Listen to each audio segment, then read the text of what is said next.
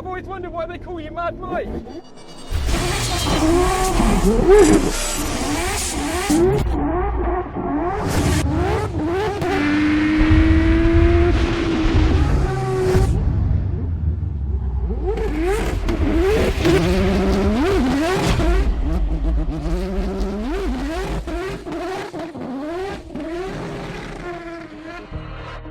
This is MadMac, the McLaren P1 final boss, and very possibly the wildest drift car ever to shred a tyre.